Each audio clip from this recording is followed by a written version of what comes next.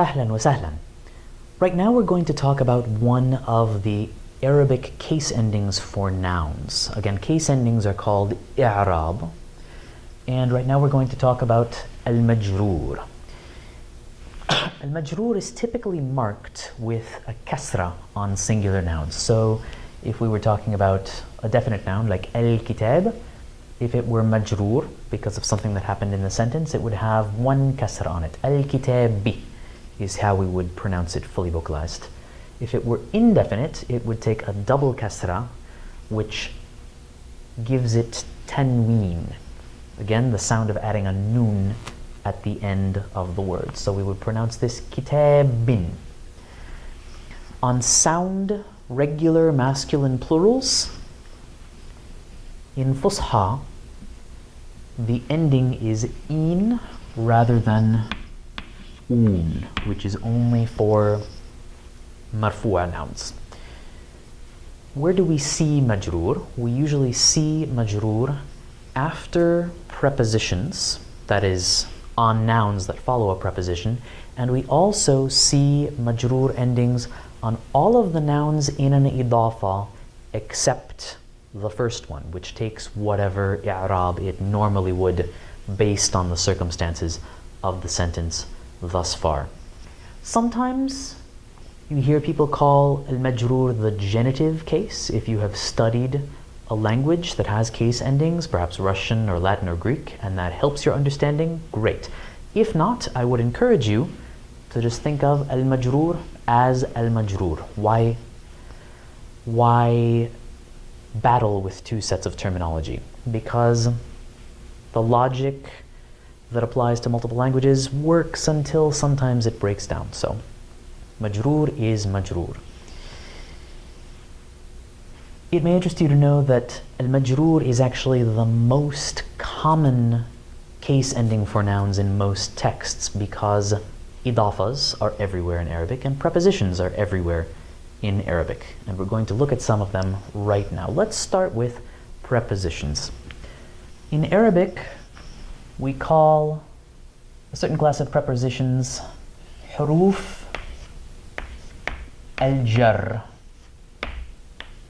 And notice that jar and majroor share that same judur root of jim ra ra. So we can think of a noun that is in majroor as a noun that has been prepositioned. Over here is a list of huruf jar, many of which you're probably very familiar with. And over here are some other prepositions that are not strictly speaking huruf jar as they are understood by the Arab grammarians who systematized the Arabic language, but for our purposes here, they function according to pretty much the same rules and we get the same results, and nouns that come after them are in majroor. Let's take a look at a few examples.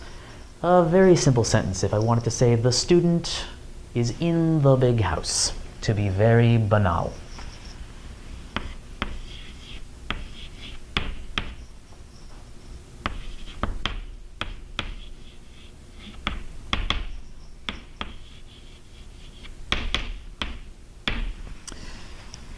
Okay, الطالب في البيت الكبير.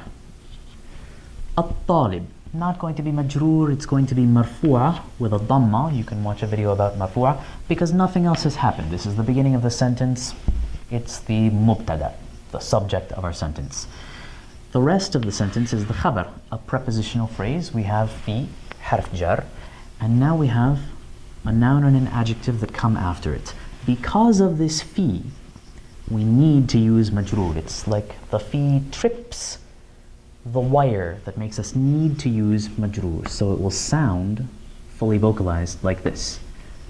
الطالب في البيت الكبير. So we have kasra here and kasra here because both of these words are majroor because of our preposition. Harf jar. Let's take another example. If we wanted to say, I got an excellent scholarship for studying in the Middle East, or to study in the Middle East. I could express it this way.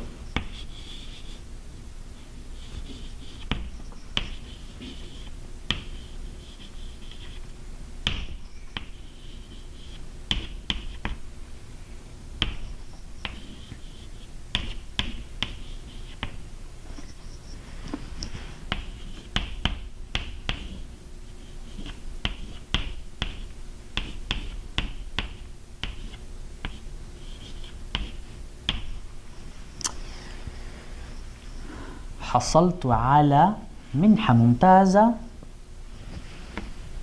للدراسة في الشرق الأوسط. Ordinarily, in print, this is how we would see it. We probably wouldn't read this in a letter or a book or a newspaper article.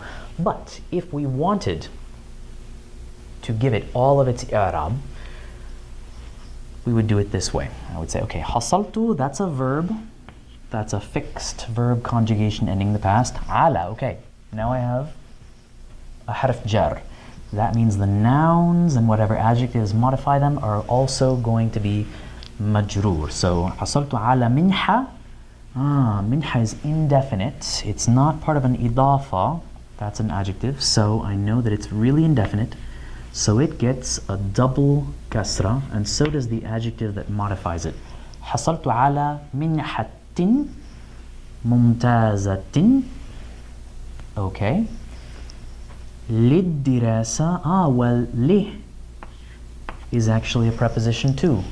Another harf jar. And we elide that alif in ad-dirasa because li attaches right to it. للدراسة. So li is a preposition modifying ad-dirasa, which is definite, right? There's an alif lam in there, even if we don't see the alif, which means it's also majroor, but with only one kasra, because it's definite. للدراسة. في, another preposition. They're everywhere. They're all over the place. الشرق, definite, one kasra. الأوسط. أوسط is an adjective modifying الشرق, so it also gets a kasra. So practically everything after our initial verb is majroor because of all those prepositions that we have floating around. حصلت على منحة ممتازة للدراسة في الشرق الأوسط. In an idafa, every single word of the idafa but the first will always take majroor case endings. The first word is going to take whatever case endings it would have taken depending on what had happened earlier in the sentence. When we're constructing a fully vocalized idafa, though, there is one extra little wrinkle, which is that even though the words before the end, no word in the idafa except the final one is going to have definite markings, they're all considered definite. They're part of a definite idea. So even though they don't have an alif lam on them or a possessive pronoun on them, they also don't take tanween. It's the only time where we're going to see nouns that look indefinite because they don't have alif lam but also don't take tanween. Let's look at a couple of examples. If I wanted to say, do you know the director's son, the son of the director? Let's assume that the director of our office is a woman. So I could say, هل تعرف, or let's say boy. ولد المديرة, the female director's boy or son. Here,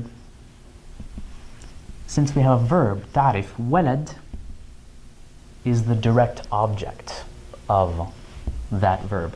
So it's going to be mansoob. You can go watch the mansoob video and learn or relearn all about that.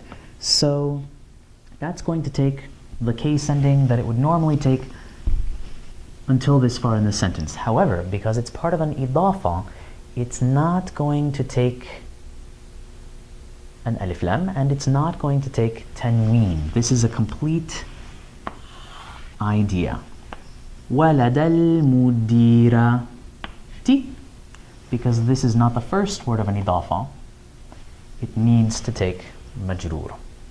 هل تعرفوا ولد المديرة؟ if we were pronouncing that final case ending.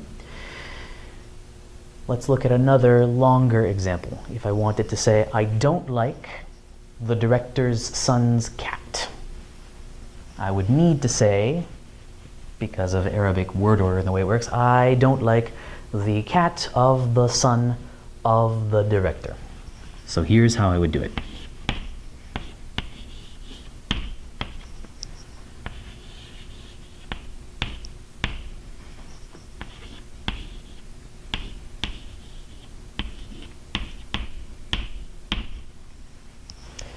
لا أحب قطة ولد المديرة.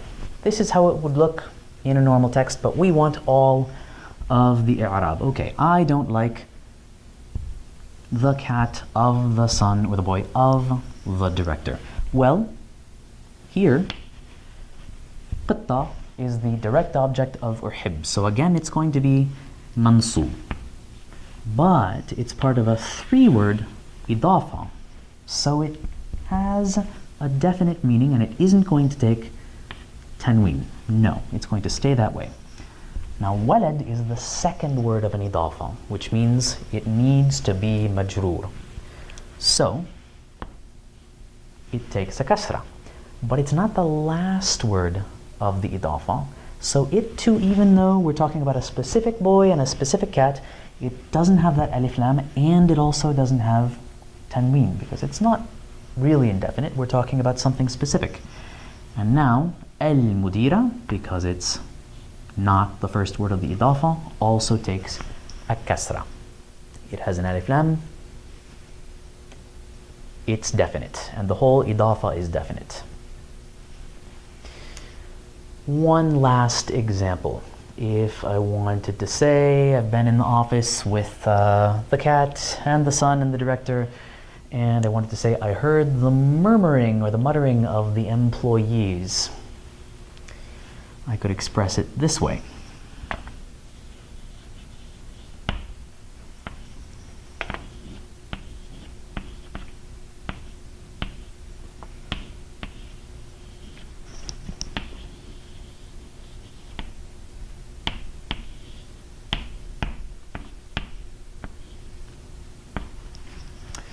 سمعت ثرثرة الموظفين. Here, سمعت, a verb with a direct object, ثرثرة, so I bet you know what happens. It's going to be mansub with one fatha, because this is an idafa. Now, موظف in the singular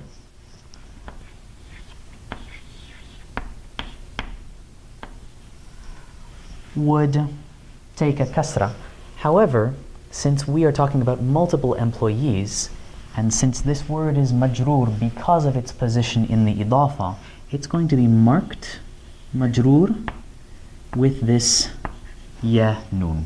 If we were talking about the employees as the subject of a sentence, then we would have to add the marfu'a ending, موظفون. But because this is the second word of an idafa, we say موظفين.